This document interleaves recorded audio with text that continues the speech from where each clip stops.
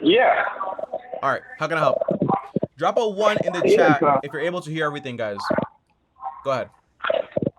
Yeah, Tommy. Listen, I've been watching you for a while. I love what you're doing, and thank you for all the knowledge you're dropping.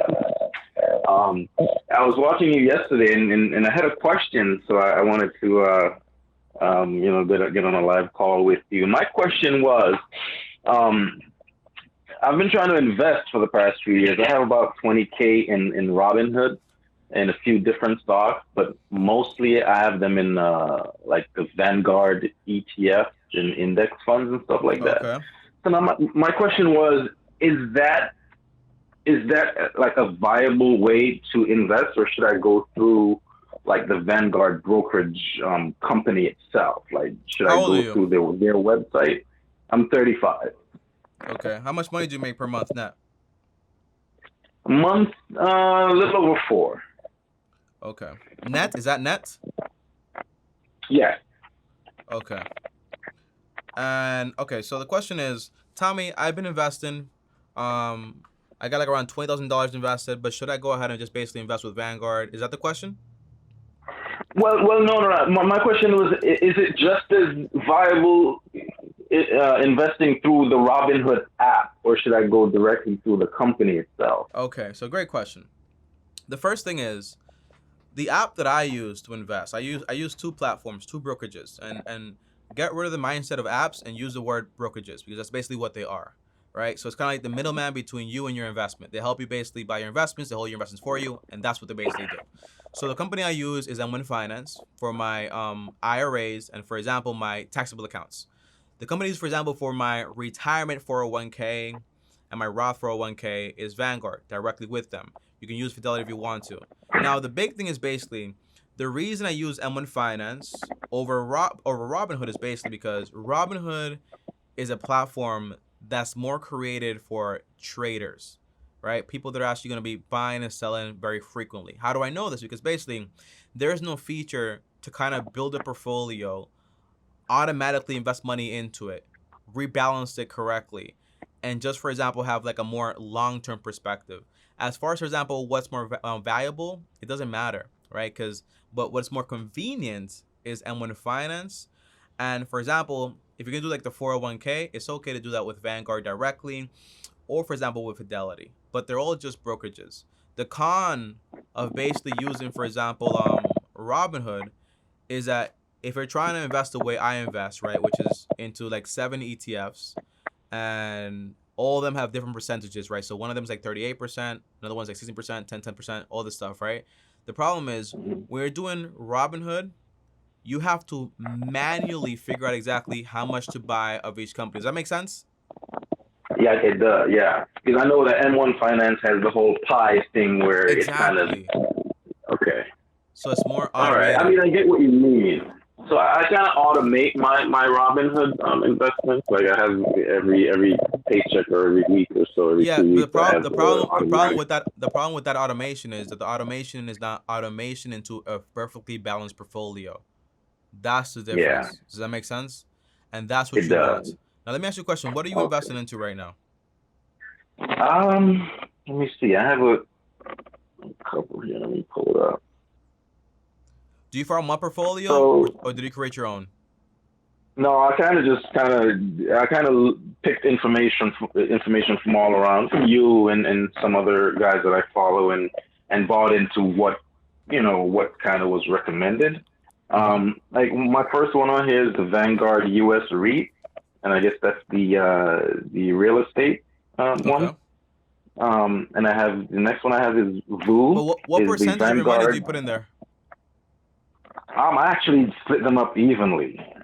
So I have Okay. six here, and I just kind of split them up evenly every 2 weeks. I put like $100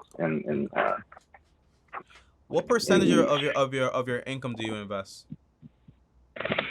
Dude, honestly, I do not know. I know Okay. I do a 401k through my job, and I also do the Roth IRA um, uh, through my bank and the Robinhood. Okay. So I So really don't know the amount. here's what it sounds like, right? It sounds like you're just getting started. You're Yeah. figuring things out, right? And it is what it is, right? But what I would do is basically, you want to create a system. Systems work. That's how you do things. That's how you build things. If you don't have confidence in my portfolio, read a book. It's called The Little Book About Common Sense Investing, and also read about modern portfolio theory, right? The whole concept behind my portfolio is basically is a portfolio that's fully balanced. So when one part of the industry goes down, the other part basically compensates for it.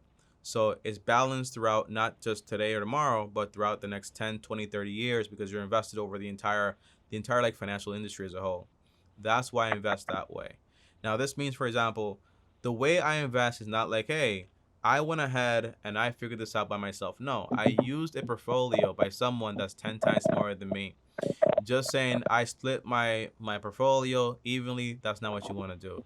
Saying I don't know how much I invest, that's not what you want to do either. So, Marlon, I want to tell you congratulations because you want to get started and you're interested in it, so that's awesome. If I were you, here would be my steps. The first thing is I'm going to create a budget, all right? So, I got 4 walls to my budget when it comes to expenses: shelter, utilities, groceries, transportation. So so you basically want to take care of those things first.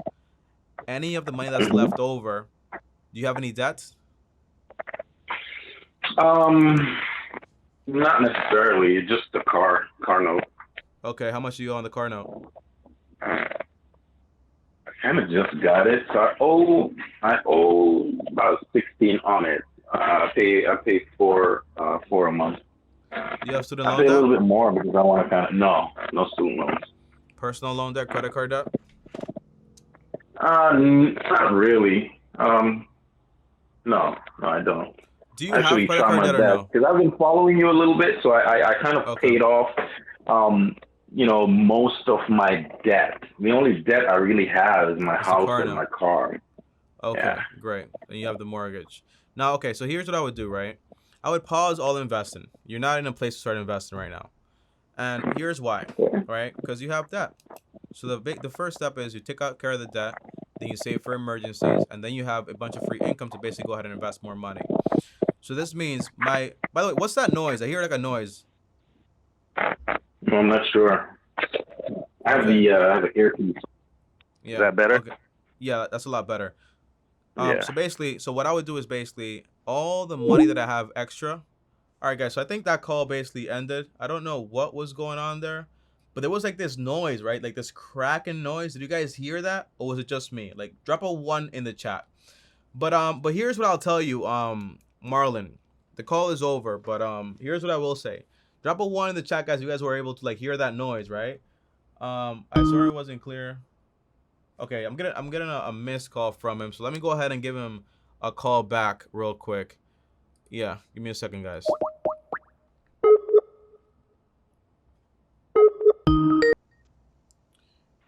Yeah. Okay. Sorry, Tommy. I accidentally hung you up with the earpiece. Yeah, it's okay. It's okay. So here's what I would do, right? So once I have a budget and I find out what my expenses are, what my income basically is, I'm gonna take care of the necessity things. For example, shelter, utilities, grocery, transportation, right? On top of that, I'm gonna say how much cash do you have on hand, by the way, like physical cash? You mean like in my savings account that I can reach right now? Yes. About 4,000. Okay. So I would grab, for example, $1,000, put that in a separate account completely, one you can't touch unless for 3 days or something like that, because it takes 3 days to get there, 3 days to come back. So that's basically like your mini emergency account money. I would grab $3,000 and I would pay that towards the car, and then all the extra money I make beyond that, I'm gonna drop it towards the car and pay it off as fast as possible. Once I'm done with the car, that means fully I'm debt free except the mortgage. That's fine. I go ahead and save 3 to 6 months worth of emergencies. That way, if you lose your job, you'll be safe, you'll be good. And then step 3 now you can start going ahead and investing. You can start investing 10 to 20% in this order. If your company gives you a match, free money, I would invest to get the maximum match. Whatever money is left over, I'm not putting it in a taxable account. I'm going to put it into my Roth IRA because that's money for retirement. You're not going to become rich by tomorrow or the next day. It's going to be the next 10, 20 years. So you want to have that money in a retirement account, so you get the tax advantage of having that tax-free growth, basically, right? So you're doing that, investing that 10-20% of your income in this manner. You get the max match at the company. The rest of the money, you put it into your Roth IRA. Now, if you want to copy my portfolio and what I invest into, then I have a link for M1 Finance. When you click that link, you see exactly what I invest into. The good thing about M1 Finance is basically, whenever you automate that money to be invested, it would automatically grab that money and distribute it the correct way, so your investments are not, for example, out of whack. Because we have an 80%, 20%, 80% stock ETF and also 20% bond ETF, right? So sometimes if the stocks are doing too well, you might have like a kind of like an overlaps, but you don't want that. You want to keep it balanced. So M1 Finance is going to help you with that. On top of that, make it a habit. Do it when you get paid. So if you get paid bi-weekly or weekly? Bi-weekly. So bi-weekly, you can set that on M1 Finance. Say bi-weekly, take X amount of money. So again, if I make $4,000, that's $2,000 per bi-weekly. Multiply, let's say if you want to use, let's say 20% at the high amount, it's anywhere from 10-20%. So if you want to do 10, 15, 20, that's fine with me. If you're crazy, you do 20%. If you want to be more modest, you do 15%. If you just want to get started, you can do 10%. But I recommend you do at least 10%. So if you're going to do 20% of 2,000, I think that should be like around $400, if I'm mistaken. So you do $400 a week, right? So every time you get paid, you're investing that money. Every single time, whether it's 10% or 15%, but you invest that money automatically with M1 Finance. Now, the rest of your money, because remember, if you have the core expenses, you take out everything else, you have no debt, you also have a great emergency account. That means once you're done investing that 10-20%, you should still have money left over. Somewhere around between 10 to 20% extra of your income. That money, you can use it to basically put extra towards your mortgage. The goal is, do you have a 30-year mortgage or 15-year mortgage? 30. Okay, how much do you owe on it? Ooh, about 300,000. $300,000. What's your monthly payment? 16. 1,600? Yeah. All right, so $1,600. Now, if we use, for example, a little online calculator to find out if you're able to actually afford this, let me just go ahead and bring this up here. If we use a little calculator to find out if you can actually afford this mortgage, let's do the math here, right? Because I want to help you live. This means if we were just going to start off like this, $300,000 on a 15-year mortgage, what's your interest rate? You know, I don't quite remember the exact number, but I think it was around 8%. 8%? I think so, yes. 8? Yeah, why is that? Am I off? Yeah, you need to be off, man. You need to be all the way off. I hope you're off. I hope you're really off, honestly, because right now interest rates are somewhere like around 2% or 3%, and that's a lot. Oh. Okay, yeah. Then I don't think it's. I think it might be 1.8. I doubt that, but you want to No? find out. Let's just use 3%, right? So that's around $2,300. Now my math says, right? My rule is when you're buying a property, you use the 33% rule, which basically means the property I buy cannot exceed 33% of my monthly income on a 15-year mortgage. This means, for example, including the mortgage, the maintenance, the taxes, PMI, all this stuff, it cannot exceed 33% of my monthly income. But by the way, how much money did you put down on this property? I'm a veteran, so I went through the VA loan. Okay, so by the way, thank you for your service. Your budget should be around $1,320. You are over budget by almost $1,000 on this home. Okay. So this means, for example, if I were you, I would be considering selling this home, right, and then buying a home I can actually afford. You're looking closer to a home of on your budget of $1,320, closer to a home of, let's just say, of $161,000. That's really like around your budget, like your sweet spot. But buying a home that's that expensive you're gonna be with this home for a very long time. Although, though, right, Marlon, it's all up to you. It's all up to you and how you want to do it, how you want to get financial freedom. If you want to be I don't know if investing, this helps my Go wife, ahead. and she has, she has about the same income as I do. your I don't know wife, if that helps. Yeah. yeah, obviously that makes a big difference. Why didn't you mention that? Because that's your household income Yeah, now. yeah. So if your wife is making $8,000, I mean, together it's $8,000 per month, right? Is that right? Yeah. Yeah. I can only help you if I have all the real information. Okay. Oh, I'm sorry. I did fail to Yeah. include my wife's income in So there. yeah. So basically, your budget now is $2,600. So yeah, that kind of fits more. But one thing I would do is basically I would combine my finances in order to do this a lot faster. So this means what she makes and what I make, we combine it together. You're married, right? Anyway, yeah, we do. Yeah. Yeah, so you combine your finances and you focus on, hey, honey, first let's have a budget, great. Second, let's pay off the debt, great. Let's save for emergencies, 3 to 6 months, great. Let's start investing 10, 20%, great. While we're doing that investing continuously, we don't stop. We're going to go ahead and pay all the extra money towards the mortgage and be done a lot faster. If you want to refinance, if you're really at an 8%, you might want No, I to don't. you might want to go ahead and refinance and call the cops because you're being robbed, right? Because I know So at the time when we were doing the paperwork, it was actually the lawyer that went over it. It was actually a pretty good percentage rating at the time. when did you buy this home? Actually, it's been a year now. Yeah, It's so been yeah, about a year. it's probably not 8% for sure, for sure.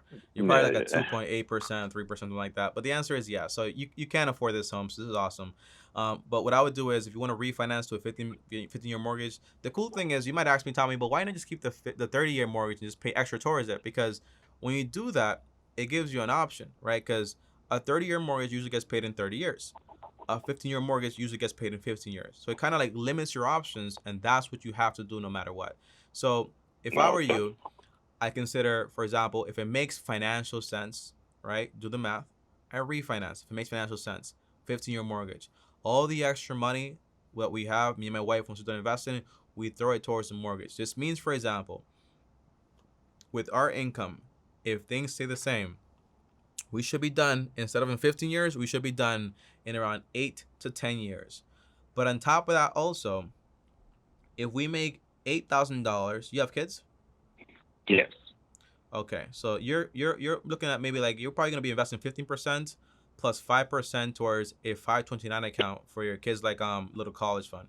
So if you have an income of 8,000 multiplied by 15%, that's around $1,200 a month you're actually able to invest. So let's go over to my compound interest calculator right here with the portfolio, just to run the math here, because I wanna help you right here with everything I can. So if we run the numbers, right? If you're able to invest $1,200 every single month, that's around $14,000 a year, which is, guess what? A lot of money, more than the average person does, right? Now this means, let me see, you're gonna start off. You have $20,000 right now invested. Yeah. Okay.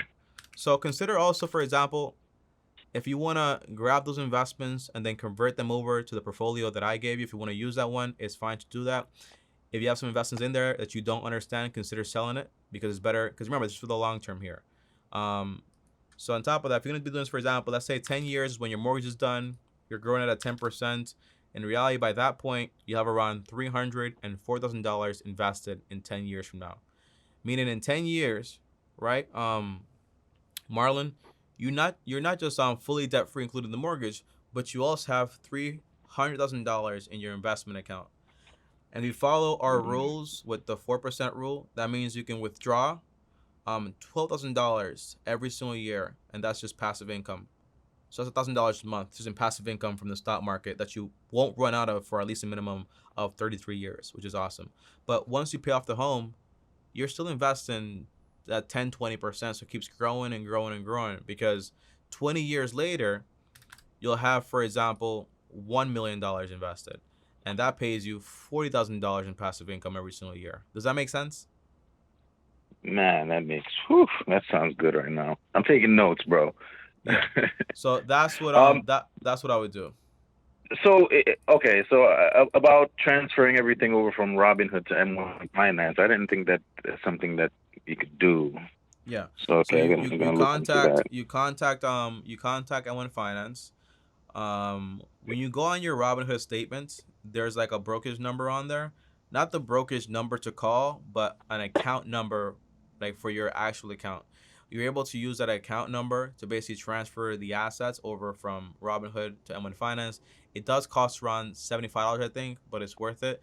But again, you got to build the portfolio the correct way. So if the ETFs that you have don't line up or just don't do the right things, it's okay to just sell. You might get hit with some taxes if you have some gains, but that's fine. And just basically start your portfolio off the right way. So now you have $20,000 invested into a portfolio that you fully understand. And by the way, since it is a retirement account, you're not going to be able to invest all that money. Between your wife and you can put in $12,000 a year into both of your Roths. So that's awesome. So that's that. But then you'll have, for example, a surplus of around 6,000. You can just throw that, for example, into your 401k. And every year you'll have a surplus of around $2,000. Probably not, because does your wife get a match at the company too? Yes. Yeah. So just to summarize, right, because I don't want to confuse you. So it's a lot of information. I don't want information overload here. Step one, become debt free, accept the mortgage. But get a budget Yeah. first. I had a question about. Do you think? Go ahead. Do you think I should take all the money that I have on hand to go towards the car? Yes, I mean not all the money. I would keep $1,000, just $1,000. Because you say you have, you're saying you have 4,000. And by the way, I wanna really tell you something, right? You're 35 years old. You and your wife have been blessed with an amazing income. You make $8,000 a month together. That's your household income. Multiplied by 12, that's around $96,000 a year. That's a lot of money. The average millionaire never earns over $100,000. And what you have to show for it is $20K in investments and $4,000 and $6,000 in a car note.